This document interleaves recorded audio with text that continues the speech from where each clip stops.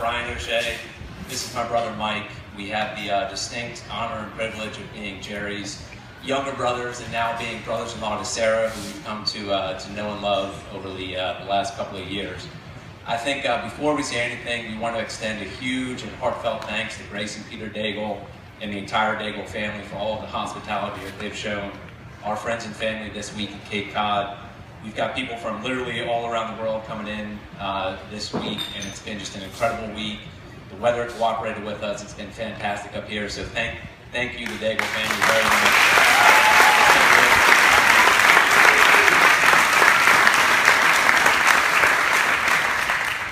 And Sarah, I would say to you what Jerry told my wife, Kim, at our wedding.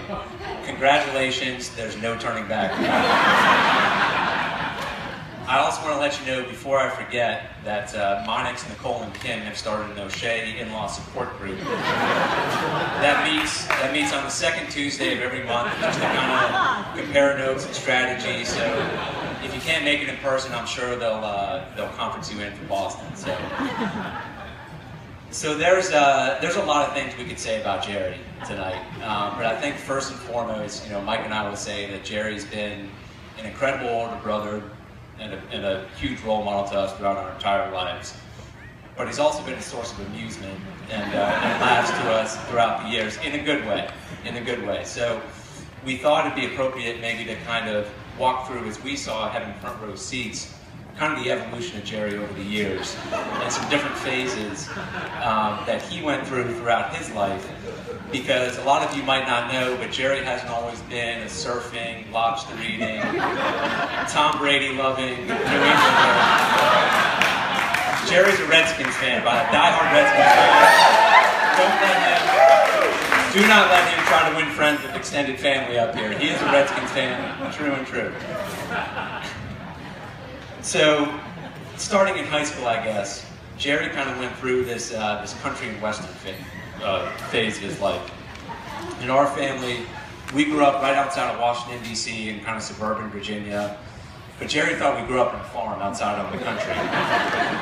And when everyone else in the 90s was listening to hip-hop or Pearl Jam or alternative rock, Jerry would drive through town and blast Garth Brooks and George Strait and all these country songs. And our family had a 1977 lime green Suburban with wood paneling on the side, literally duct tape holding together the taillights.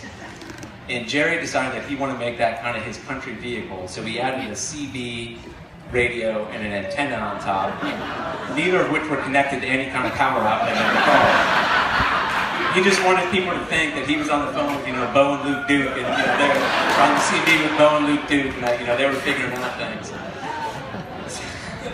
So he went through that phase, and then Jerry graduated high school, went to college at JMU, and he entered what I'll call the balloon animal phase of his life.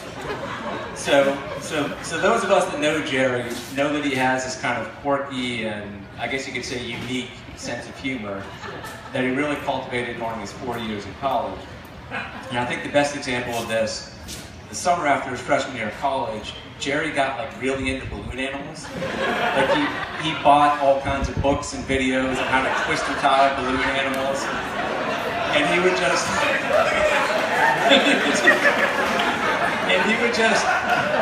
sit in his room. He would spend hours and hours sitting in his room at my parents' house making giraffes and bicycles.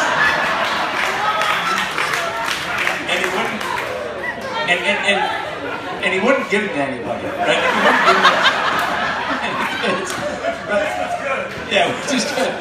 So, and part of the reason I bring this up is I distinctly remember when that was going on, is I walked into Jerry's room one day and there were balloon animals everywhere. I could hardly see Jerry, and I distinctly remember telling Jerry, I'm going to bring this up at your wedding toast one day. An 18-year-old, nearly grown man, just twisting and tying balloon animals.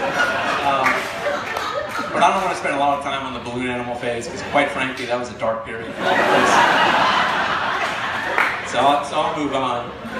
So Jerry graduated college and he entered the call it the Capitol Hill phase of his life. He worked on Capitol Hill for 5 or 6 years and had a great career out there. And I guess one thing I can say, there's actually substantial parts of law in this country, in the United States Code, that were written by Jerry. So just in case anyone is having trouble sleeping at night, and you want to feel comforted that people are looking out for you. And the other thing I'll say, is Congress's approval rating right now is 10%. When Jerry was there, it was 12%. So obviously there's some kind of Jerry factor in that. So, yeah, 2% Jerry factor. So after some years on Capitol Hill, Jerry decided that a guy with the name of Jerry O'Shea fit in way more in Boston than he did in DC. So he ended up going up to DC for grad school and began the next phase of his life, which Mike will talk to you about. I'm going to describe to you kind of the final phase, a couple of the later phases of Jerry. So Jerry moved to Boston in 2005, headed to grad school at BC. And as he lived up there, I got, a couple times a year I would go up and visit him. There was one distinct trip that I remembered, which Carrie and Aaron already mentioned, but Columbus Day weekend, 2012. I head up to Boston just to visit my brother. And, he picks me up in a zip car at Logan Airport, shoots me back down to Newberry Street. We get out, drop my bags in his apartment, and we're about to head out on the city and just kind of tour around. And so I'm like, hold on, let me use the bathroom real quick. And Jerry said, oh, don't flush. I thought it was a little bit weird. I said, why not? He's like, well, this new girl just moved in next door, and, she's really cute, and I'm a little bit concerned about the amount of times I flush the toilet.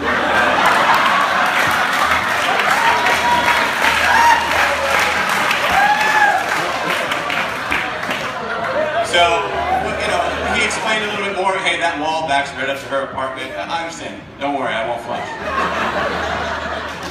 We went out, we headed downstairs. Jerry lived, I think, on the 3rd floor above a beauty salon. We headed down to Newberry Street. And on the way down, 20 minutes later, he points at the mailboxes.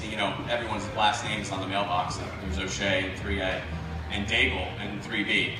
And he kind of looks at me and winks. He's like, she's Irish.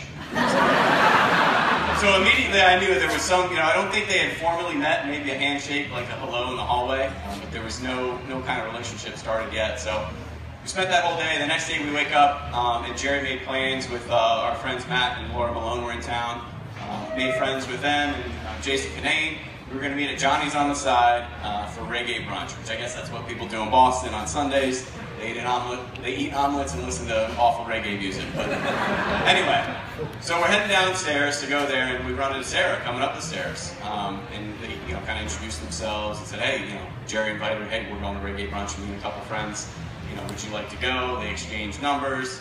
And Sarah said, yeah, maybe. Let me think about it. I'll send you a text. And so we headed down to get our coffee, and Jerry looks at me and he's like, do you think she's going to come? And in my mind, I thought there's no chance that the creepy guy, creepy middle-aged guy with a big head that flushes the toilet every 2 minutes.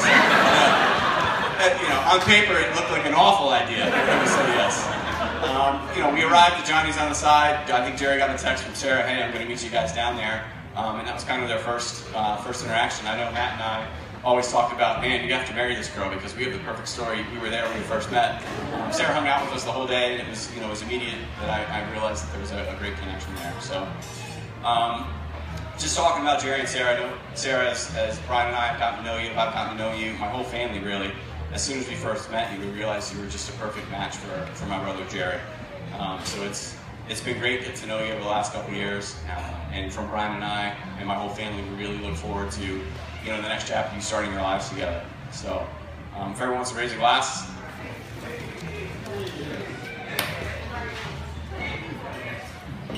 Just a simple toast to Jerry and Sarah. So, cheers. Long shot.